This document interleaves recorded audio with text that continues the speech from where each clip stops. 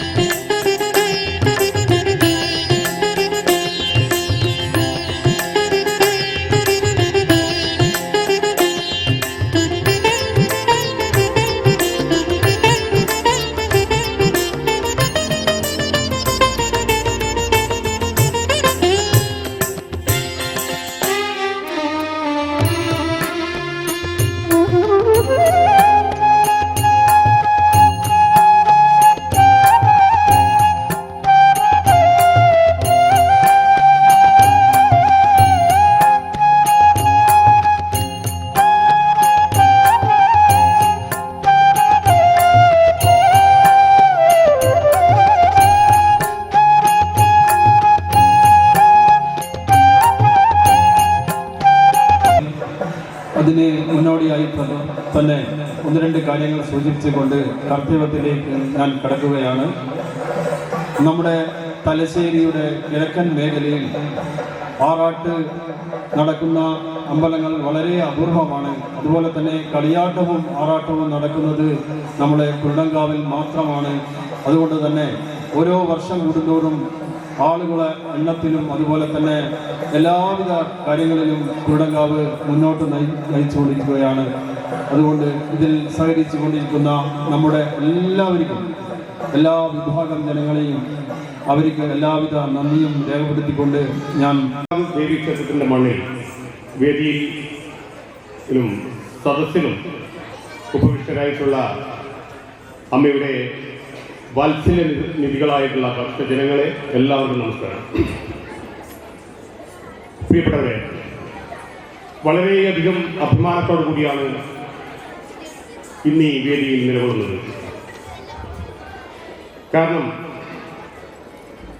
നിരവധി വൈവിധ്യങ്ങളായ പൂജകളും ആരാധനാ രീതികളും നടക്കുന്നതോടൊപ്പം തന്നെ വിവിധങ്ങളായ കലാ സാംസ്കാരിക പ്രവർത്തനങ്ങളിലും മുൻപന്തിയിൽ നിന്നുകൊണ്ട് ഒരു ക്ഷേത്രം എന്ന നിലയിൽ അതിൻ്റെ അന്തസ്സത്ത പൂർണ്ണമായും ഉൾക്കൊണ്ടുകൊണ്ട് ആ ഒരു ക്ഷേത്രത്തിൻ്റെ പരിസരം മുഴുവൻ അതിൻ്റെ ചൈതന്യം വർദ്ധിപ്പിച്ചുകൊണ്ട് നിലകൊള്ളുന്ന ദേവീക്ഷേത്രത്തിൻ്റെ ഈ പ്രവർത്തനത്തിൽ പങ്കാളിയാകുമ്പോൾ ചെറിയൊരു കുറ്റബോധം എന്നിൽ നിലനിൽക്കുന്നുണ്ട്. കാരണം ഒന്നാം വർഷം പ്രതിഷ്ഠയൊക്കെ കഴിഞ്ഞ് ഇവിടെ ക്ഷേത്രത്തിൽ കളിയാട്ട ആറാട്ട് മഹോത്സവം ഇവിടെ ഈ സംഘാടകർ സംഘടിപ്പിച്ചു. അതുപോലെ തന്നെ ഈ അതിൻ്റെ പ്രവർത്തനങ്ങളായി മുന്നോട്ട് പോകുന്ന സമയത്ത് ഒരു 1.5 കിലോമീറ്റർ അപ്പുറമുള്ള എന്നെ പോലുള്ള വ്യക്തികൾ അത് അവർ പറഞ്ഞു, സ്വാഭാവികമായി അവർ പറഞ്ഞു, ഒരിക്കലും സാധാരണ എല്ലാ സ്ഥലത്തും സംഭവിക്കുന്നത് പോലെ തന്നെ 1-2 വർഷം, കാരണം ഈ ആനയും പഞ്ചാരിയും ഈ അമ്പാരിയും ഒക്കെ ആയിട്ട് ഇത് എത്ര കാലം ഇത് നടത്തിക്കൊണ്ടുപോകാൻ സാധിക്കുന്നത് സാധ്യമല്ല. പ്രത്യേകിച്ചും ആ ഒരു സ്ഥലത്ത്, ആ സ്ഥലത്തിന്റെ പ്രത്യേകതകൾ, ഒരു റോഡ് പോലും വലിയ സൗകര്യങ്ങളില്ലാത്ത ഒരു റോഡ് പോലും ഉള്ള ആ സ്ഥലത്ത് എങ്ങനെ ഇതൊക്കെ സാധ്യമാകുമെന്ന് എന്നെപ്പോലെയുള്ളവർ പറഞ്ഞപ്പോൾ എൻ്റെ ധാരണകളെയൊക്കെ, ഞങ്ങളുടെ ധാരണകളെയൊക്കെ തിരുത്തിക്കുറിച്ചുകൊണ്ട് 2ാം വർഷവും 3ാം വർഷവും 4ാം വർഷവും 5ാം വർഷവും വ്യത്യസ്തമായിട്ടുള്ള ഇതുപോലെയുള്ള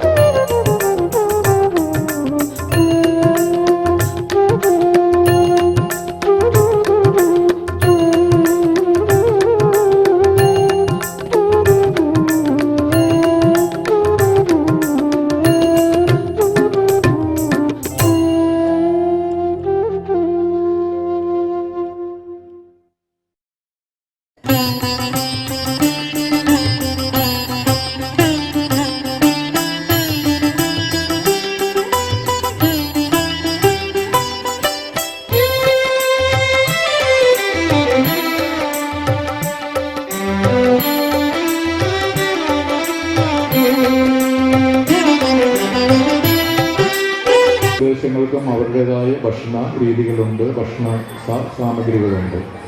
അപ്പോൾ വലിയ വലിയ റെസ്റ്റോറൻറ്റുകളിൽ പോയാലാണ് നമുക്ക് പല രാജ്യങ്ങളിലും മെനു ഇങ്ങനെ കാണാൻ പറ്റും. അപ്പോൾ ഓരോ പ്രദേശങ്ങൾക്കും അവരുടെ ഭക്ഷണമുണ്ട്. നമ്മൾ പുറത്തെവിടെയെങ്കിലും പോയാൽ അമേരിക്കയിൽ ചെന്ന് കഴിഞ്ഞാലും ഇന്ത്യൻ ഫുഡ് നമുക്ക് കിട്ടും. മറ്റു രാജ്യങ്ങളിലൊക്കെ പലയിടത്തും ഇന്ത്യൻ റെസ്റ്റോറൻറ്റുകളുണ്ട്.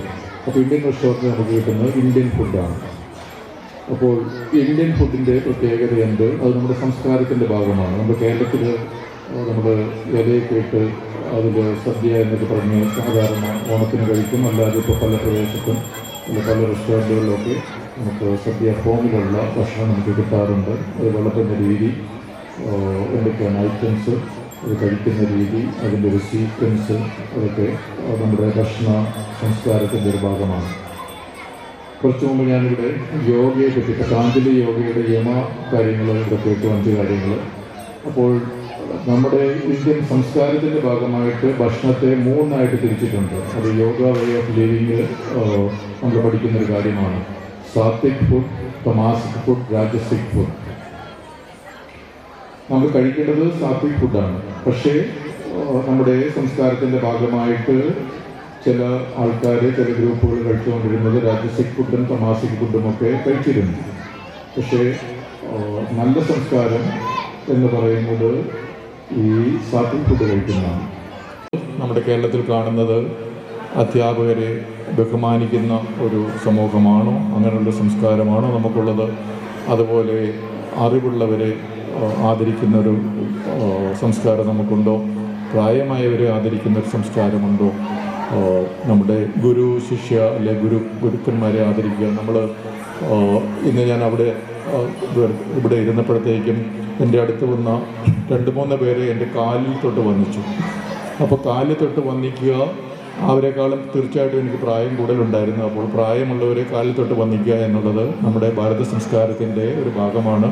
വടക്കേ ഇന്ത്യയിലൊക്കെ അത് കൂടുതലുണ്ട്. നമ്മുടെ കേരളത്തിൽ ആരെങ്കിലും കാലിൽ തൊട്ട് വന്നിച്ചു കഴിഞ്ഞാൽ ഉടനെ ആക്ഷേപിക്കുന്ന, പരിഹസിക്കുന്ന ഒരു രീതി കഴിഞ്ഞ കുറച്ച് കാലങ്ങളായിട്ട് നമ്മൾ ചിലപ്പോൾ സോഷ്യൽ മീഡിയയിലൊക്കെ കാണാറുണ്ട്. തീർച്ചയായിട്ടും അത് കൈകൂപ്പി അഭിവാദ്യം ചെയ്യുക, അല്ലെങ്കിൽ കാലിൽ തൊട്ട് വന്നിക്കുക, അല്ലെങ്കിൽ ഒരു പ്രായമായ ഒരാൾ വരുമ്പോൾ എണീറ്റ് നിൽക്കുക, സ്ത്രീകൾ വരുമ്പോൾ എണീറ്റ് നിൽക്കുക, അവരെ ബഹുമാനിക്കുക. അപ്പോൾ ഇങ്ങനെ കുറേ കാര്യങ്ങൾ നമ്മുടെ സംസ്കാരത്തിൻ്റെ കാര്യമാണ്. ബഹുമാനം പ്രകടിപ്പിക്കുന്നത് അത് മറ്റുള്ള ആളുകൾ എല്ലാവർക്കും മനസ്സിലാകുന്ന രീതിയിലുള്ള ബഹുമാനം പ്രകടിപ്പിക്കുക എന്നുള്ളത് ഭാരതീയ സംസ്കാരത്തിൻ്റെ ഭാഗം തന്നെയാണ്.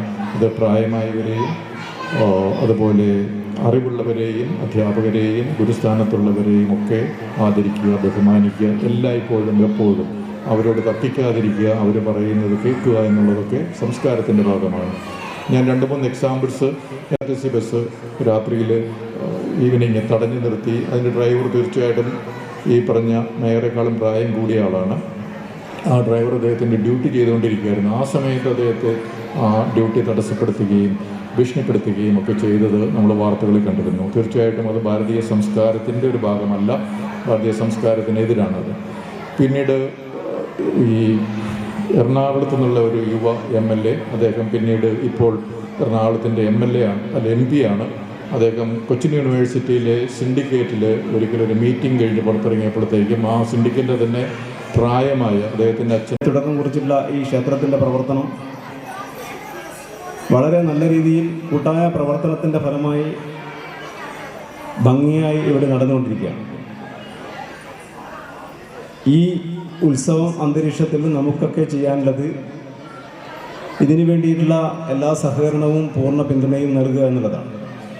ഓരോ വർഷത്തിലും ഉത്സവത്തിലും ഓരോ വർഷവും മികവുറ്റതാക്കി തീർക്കുന്ന തരത്തിൽ ഇവിടുത്തെ സംഘാടകർക്ക് സാധിക്കുന്ന സമയത്ത് അതിനെല്ലാം മറ്റുള്ള പ്രോത്സാഹനങ്ങളും ഒത്താശയും ചെയ്തു കൊടുത്ത് ഇതിനെ നല്ല രീതിയിൽ ഉയർത്തിക്കൊണ്ടുവരാനുള്ള കാര്യങ്ങൾ ചെയ്യുക എന്നുള്ളതാണ് ഭക്തരായിട്ടുള്ള നമ്മളെപ്പോലെ ആളുകൾക്ക് ഇതിന് ചെയ്യുവാൻ. ഈ വർഷവും വളരെ വിപുലമായി തന്നെ നടത്തപ്പെടുന്നു.